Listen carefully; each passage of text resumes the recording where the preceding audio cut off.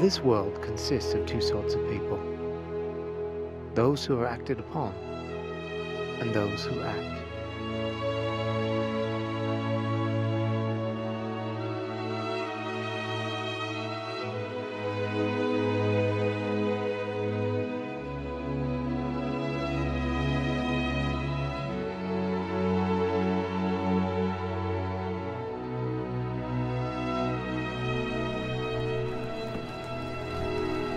My father, a stonemason named John Moйл, was always one to act. He and my mother, Philippa, were converted due to an article published by an enemy of the church, which so much aroused his curiosity that he determined to learn more. But rest assured, those accusations are false.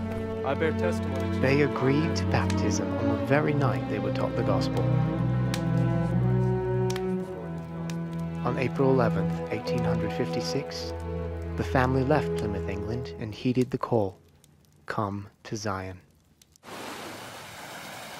After arriving in Boston, they rode by rail to Iowa City, where Father hoped to purchase a wagon to cross the plains to Salt Lake.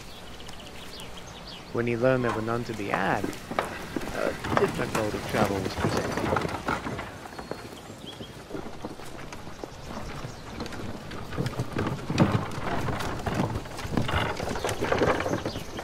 They became part of the Ellsworth Handcart Company, the first handcart company to attempt the trek.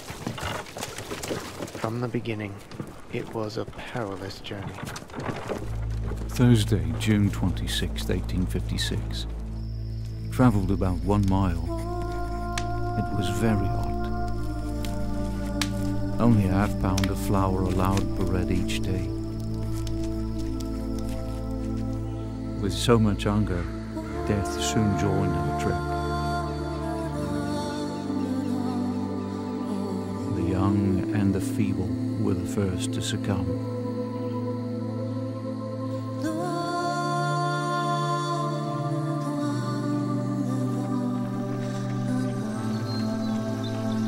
July 26, 1856.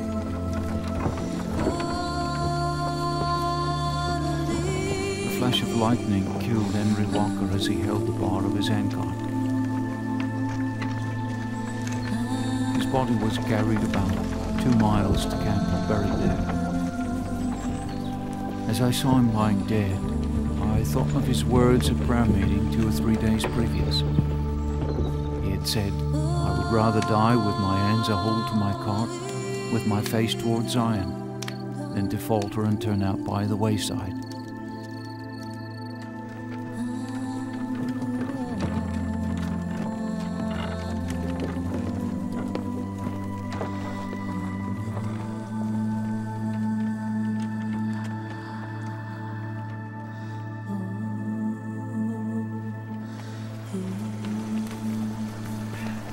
My father was a great strength to the entire company. Stephen, help the others!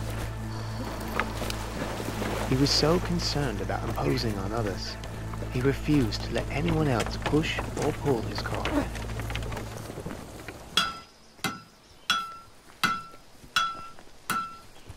On September 26, 1856, they finally entered the Salt Lake Valley. For all those who saw the ragged state of the company, it was easily apparent how perilous the crossing had been.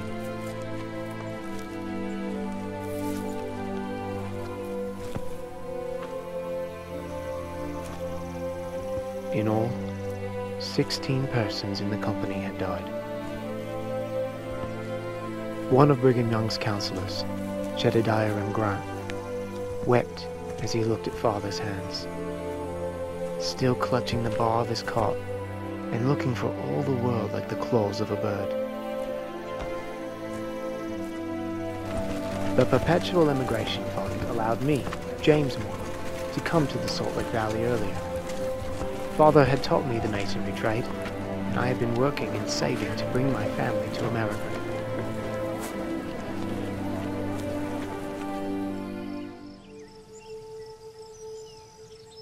Life in Zion agreed well with my father, who quickly recovered and set about trying to find a place to settle. After earnest prayer, he chose 160 acres in what later became Alpine Utah, which he carved out of the wilderness despite constant threats from cougars, bears, and hostile Indians.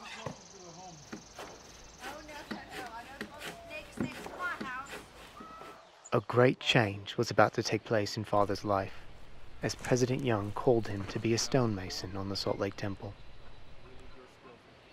John, the temple site is over 22 miles away.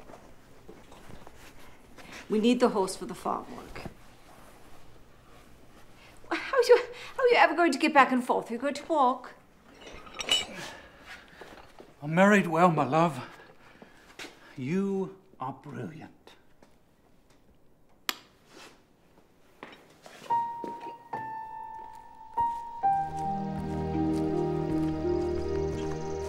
He knew the Lord provides a way to accomplish the things he asks, and my father never was one to make excuses. Though he was partially compensated for his efforts, he approached the task with unusual dedication and zeal, even for John Moyle. On Mondays, he would rise at 2 in the morning in order to arrive at the temple site by 8 o'clock with the other workers.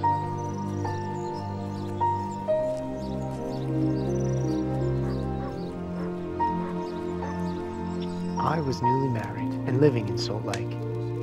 Father would stay with us during the week, then begin his journey on when he had completed his work on Friday evening.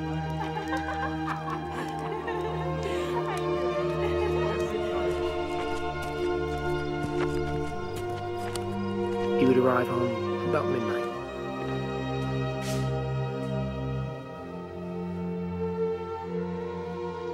Saturday was his only day to farm and do all the chores needed to be done on 160 acres.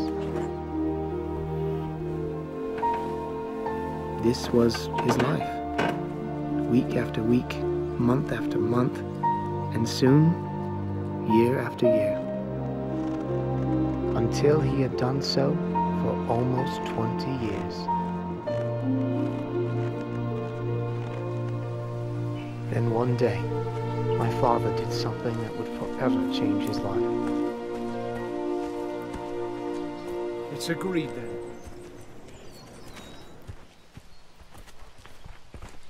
Her name was Old Lindy, and she came from a herd on Antelope Island. She was the first cow the family ever owned. A cow that turned out to be more than anyone had bargained for. Father had been working on the temple's beautiful circular staircases when he came home early one evening to help the family with chores.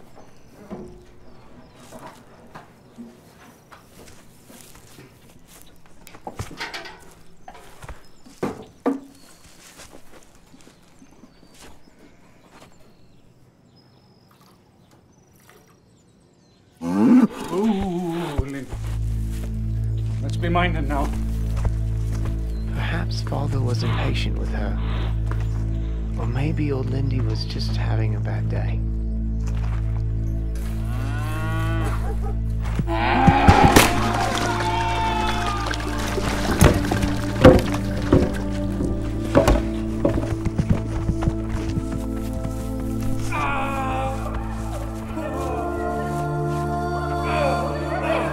Lindy's kick caused a terrible compound fracture, with bone breaking through the skin.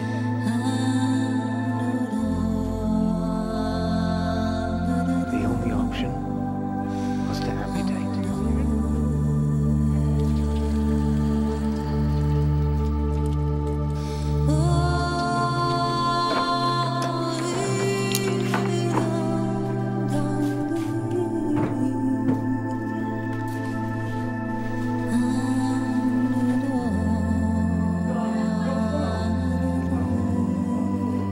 His leg was cut off just below the knee with a bucksaw. But as terrible as the amputation was, the worst fear was infection.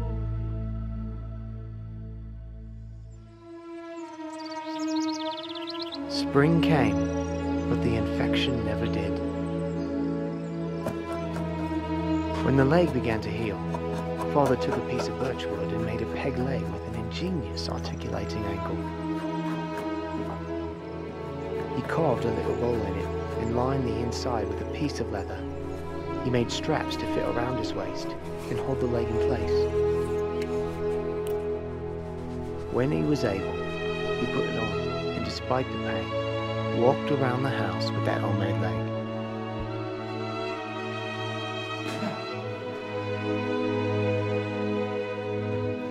Eventually, he made it around the yard, and then the entire farm.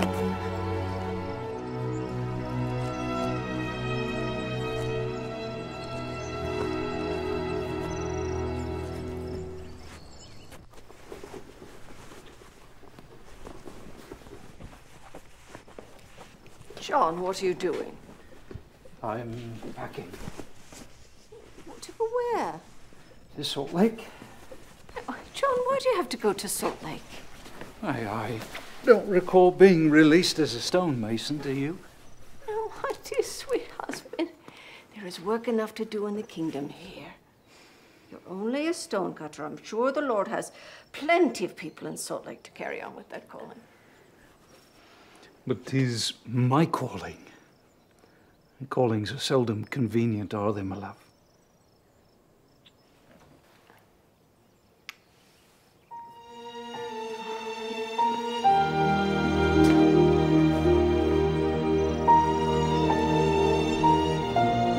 For many, the loss of a limb would signify the loss of their life. But not for John Moyle. As long as he could breathe, he would continue to chisel away at the obstacles set before him.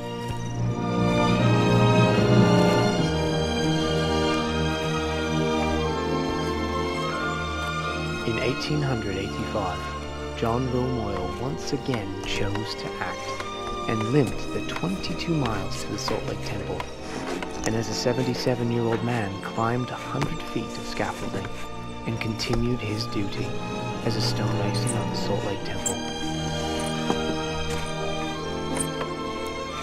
There are two sorts of people on this earth. I watched my father for many years.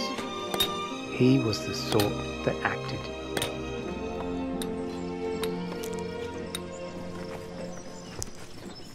Father! I love you, Father.